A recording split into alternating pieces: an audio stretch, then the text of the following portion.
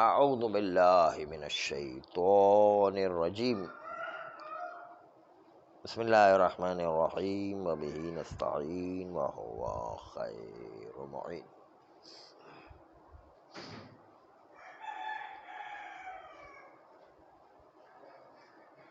اگر میتہ کو چھوا جائے بلا رطوبت تو موجب نجاست نہیں ہے اقوا قول کے مطابق، لیکن اس مسئلے میں 5 قول ہیں۔ پہلا قول آغا کاشانی کا تھا کہ میت چونکہ نجس ہی نہیں ہے، جب نجس نہیں ہے تو ملاقات سے خود بخود نجس نہیں ہوگا۔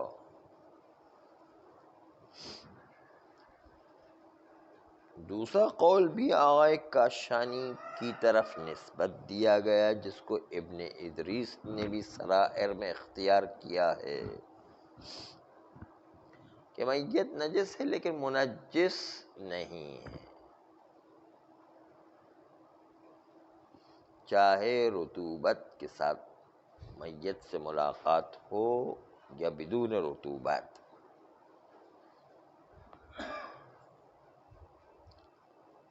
جب منجس نہیں ہے تو ہاتھ جو ملاقات کو لگے گا وہ ہاتھ نجس نہیں ہوگا۔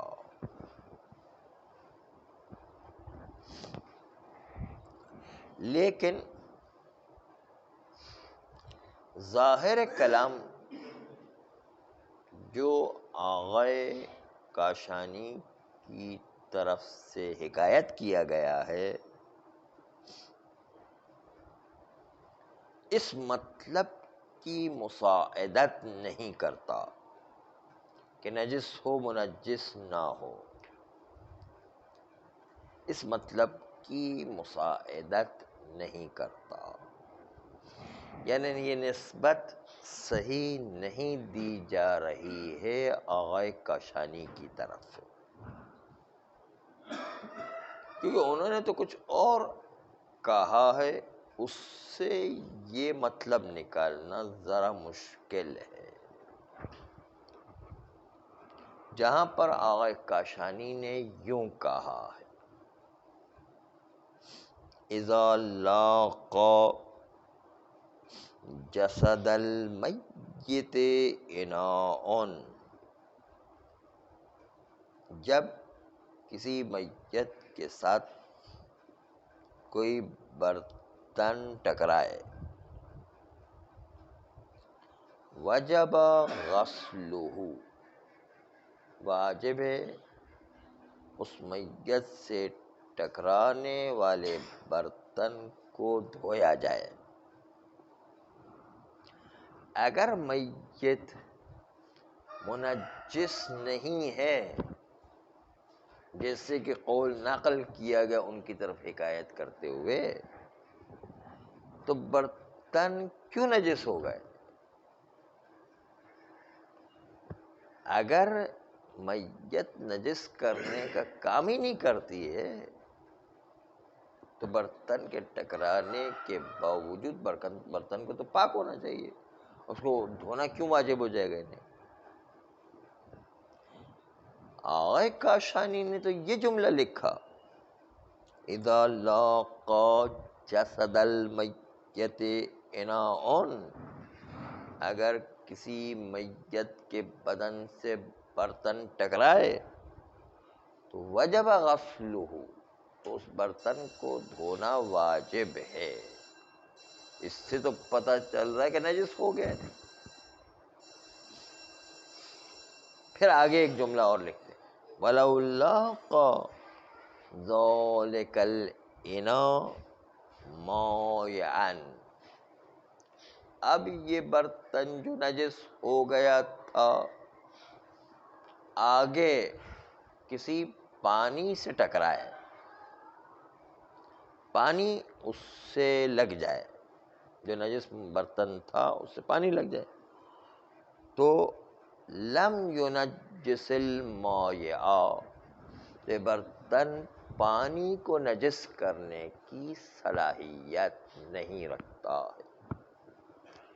یہ تو بات ہو گئی کہ ملاقی میں نجس کرنے کی صلاحیت نہیں۔ ہاں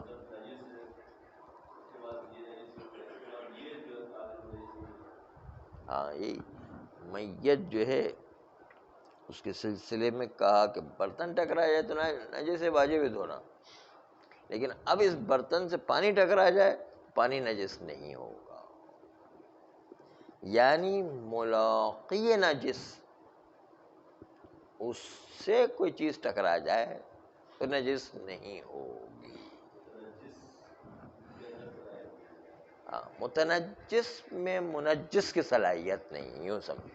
ہاں، متنجس میں منجس کی صلاحیت نہیں۔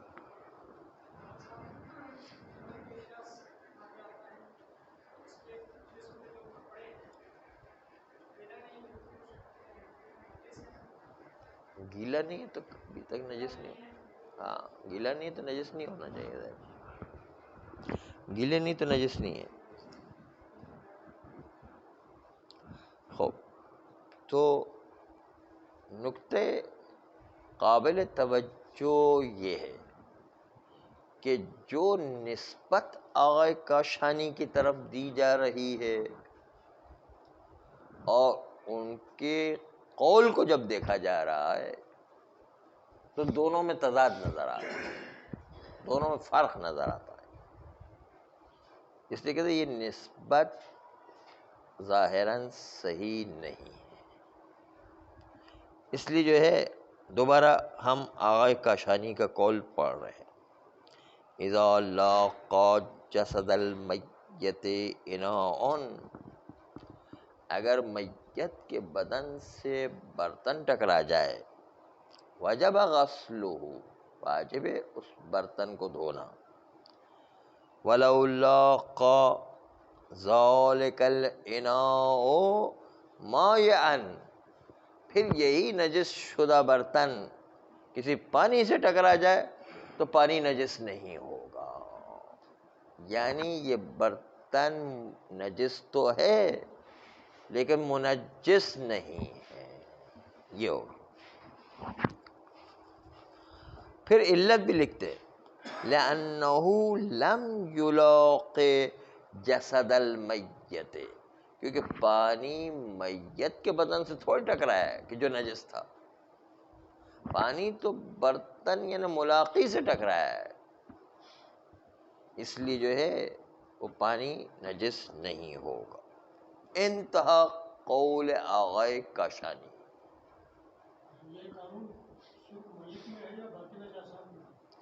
ابھی فی الحال تو ابھی میت پہ پڑھ رہے ہیں، فی الحال میت کی بات چل رہی ہے۔ کہتے ہیں ظاہر کلام آغائے کاشانی یہ ہے کہ برتن منجس نہیں ہے، میت منجس ہے،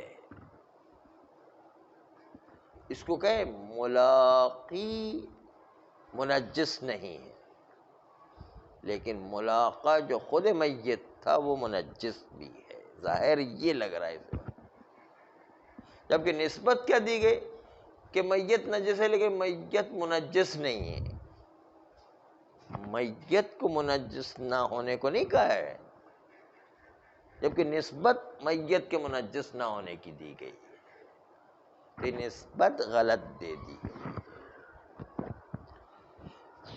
ظاہر کلام آغائے کاشانی یہ ہے کہ ملاقی نجس جو برتن تھا وہ منجس نہیں ہے۔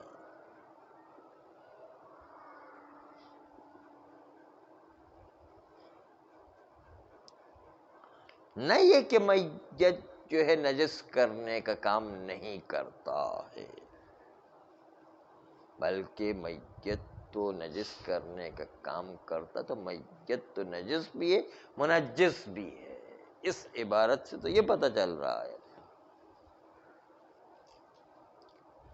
یہ عبارت آغائے کاشانی نے اپنے استدلال کے دوران ذکر کی ہے، بس رجوع کیا جا سکتا ہے کہ یہ نسبت صحیح دی گئی ہے یا نسبت صحیح نہیں دی گئی ہے۔ یہ تھا دوسرا قول کہ نجس و منجس نہ ہو، میت نجس ہے لیکن منجس نہ ہو، یہ دوسرا قول تھا۔ پہلا قول تھا کہ نجس بھی نہیں منجس بھی نہیں، دوسرا قول یہ کہ نجس ہے لیکن منجس نہیں ہے۔ تیسرا قول دیکھیں، تیسرا قول وہ ہے جس کی طرف مشہور جاتے ہیں، جس کو آغائے خوئی نے بھی بعد میں تائید کیا ہے۔ یہ قول اہم ہے اس لیے کہ یہ صحیح قول ہے کہ میت مطلقاً نجس ہے، چاہے آدمی کی ہو یا کسی غیر آدمی کی ہو، یعنی حیوانات وغیرہ کی ہو، جس میں خون جہندہ ہے اس کی میت نجس ہوگی۔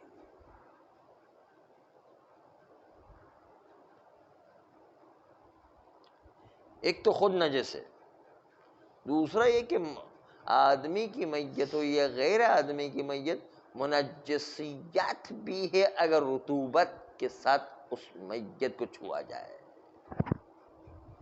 چاہے وہ آدمی کی میت ہو چاہے حیوانات کی میت ہو، منجسیت بھی ہے رطوبت کے ساتھ۔ اگر آپ نے کسی مری بلی کو چھو لیا، مرے ہوئے کتے کو چھو لیا، مرے ہوئے انسان کو چھو لیا تو وہ آپ کا ہاتھ نجس ہو جائے گا رطوبت کے ساتھ چھونے کی صورت میں۔ بس منجسیت بھی ہے حال رطوبت میں، لیکن حال جفاف میں یعنی سوکھے ہوئے ہاتھ ہوں تو پھر آپ کا ہاتھ نجس نہیں ہوگا۔ یہ ہے مشہور قول، جو فقہاء عظام میں سے اکثریت جس کو مانتی ہے۔ چوتھا قول، میت سے ملنے کی صورت میں اگرچہ کہ میت مطلقاً نجس ہے،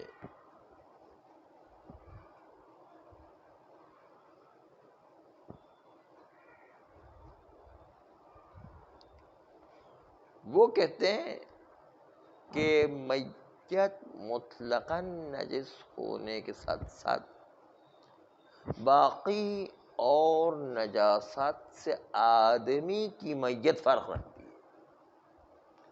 آدمی کی میت میں زیادہ نجاست ہے، زیادہ نجاست کا مطلب ہے باقی اور حیوانات میں جب تر ہاتھ سے چھوئے تو نجس ہے، لیکن خشک ہاتھ سے چھوئے تو نجس نہیں ہے۔ لیکن انسان وہ ہے کہ انسان کی میت کو چاہے تر ہاتھ کے ساتھ چھوئے یا خشک ہاتھ کے ساتھ چھوئے، میت کو چھوتے ہی ہاتھ نجس ہو جائے گا۔ میت آدمی میں نجاست و منجسیت زیادہ ہے۔ یہ چوتھا، ہاں وہ تو غسل جناب تو غسل مسمیت تو واجب ہے ہی، اس کے علاوہ غسل جنابت کہاں سے آ گیا پر؟ ہاں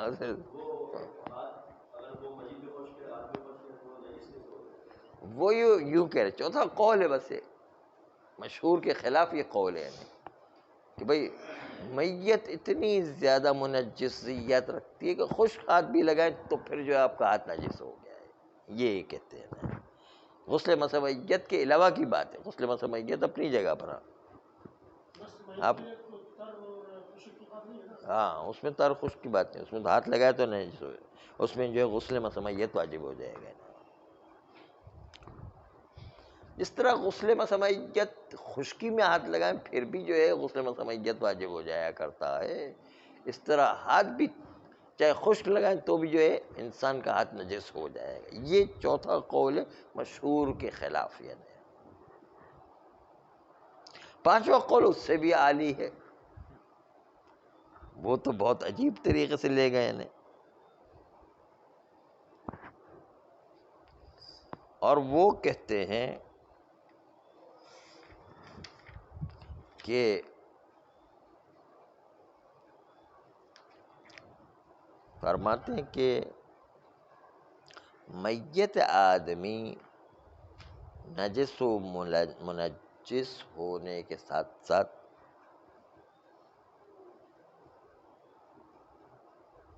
منجسیات اس کے ملاقی میں بھی مسلسل چلتی رہے گی. خالی ملاقات کرنے والا ہاتھ نجس نہیں. اب ہاتھ بھی کہیں اور جگہ لگ گیا تو اور ہاتھ بھی جو ہے وہ اور جگہ بھی نجس ہو جائے گی.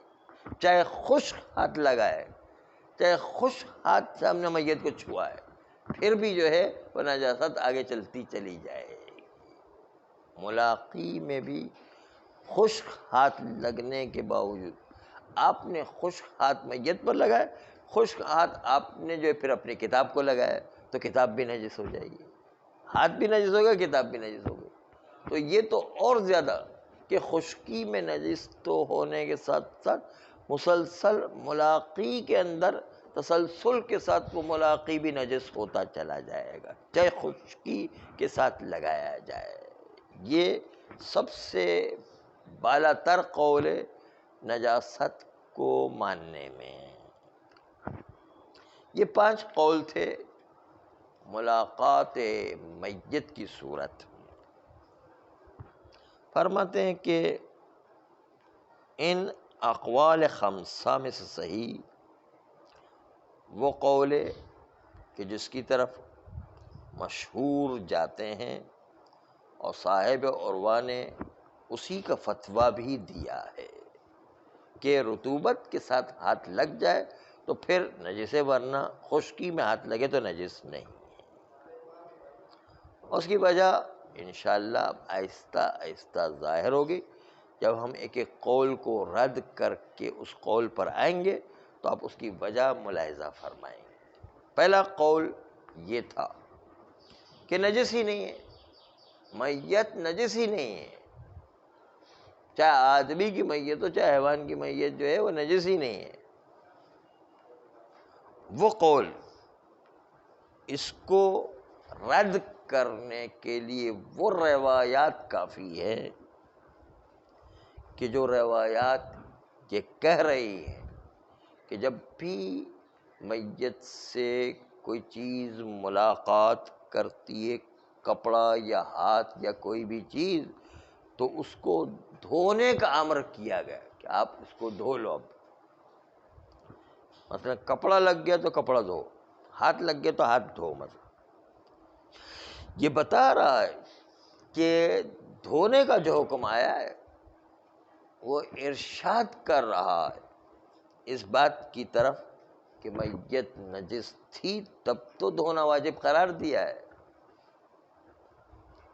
جو نجاست موجب بن گئی ہے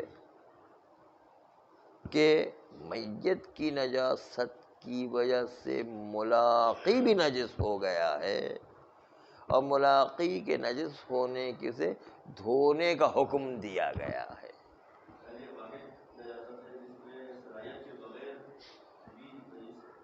صلاحیت کے بغیر نہیں، صلاحیت تو ضروری ہے، اس کے بغیر تو نجس نہیں ہوگا. نہیں، صلاحیت ضروری. لیکن اس خشک جو لوگ میت میں خشکی کے ساتھ بھی نجس مانتے وہ صلاحیت کو بھی نہیں مانتے ہیں. جو لوگ نہیں مانتے، یہاں تو ہم تو کہتے ہیں کہ رطوبت کے ساتھ ملاقات ہو تو نجس ہے، مشہور قول تو یہ ہے. نہیں،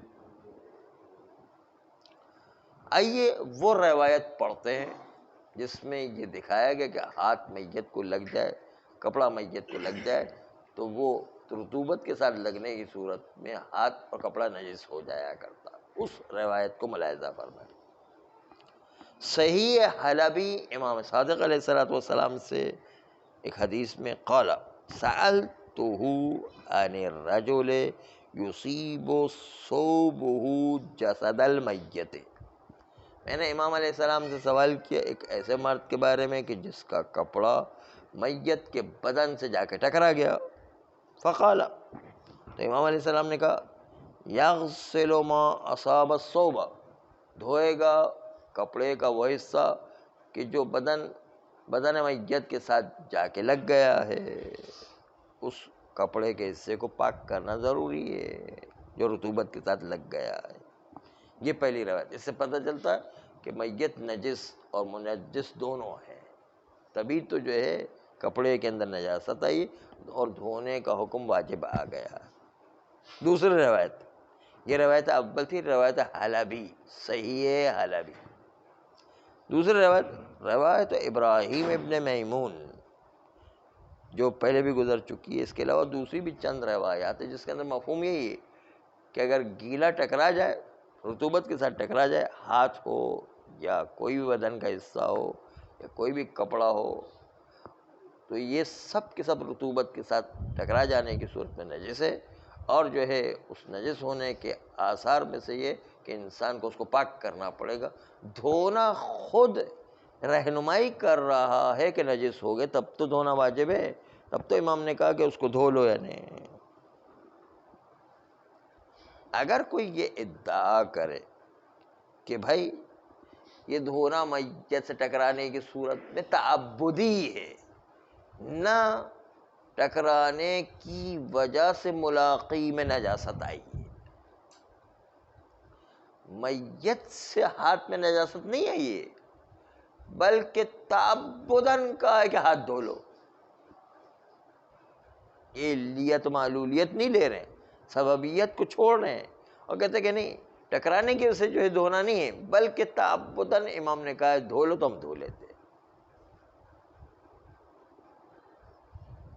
تو اس کا جواب یہ کہ اگر آپ کی اس بات کو مانا جائے کہ دھونا جو ہے دلیل نہیں نجس ہونے کی، تو آپ اکثر نجاسات کے اندر یہی دھونے کا حکم آیا ہے،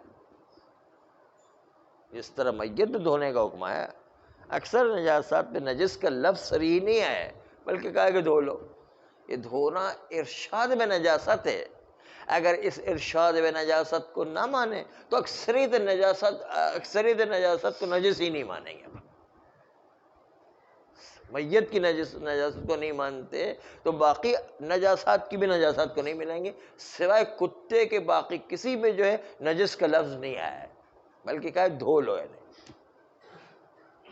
تو اکثریت نجاست کے باب ہی سے خارج ہو جائے گی۔ اس لیے ظہور یہی ہے، ارشاد یہی ہے کہ دھونے کا مقصد یہ ہے کہ نجس ہو گیا اس لیے دھو لو۔ یعنی بس اس لیے جو ہے ماننا پڑے گا کہ یہاں پر میت نجس بھی ہے، میت منجس کرنے کا کام بھی انجام دیا کرتی ہے۔ صلی اللہ علیہ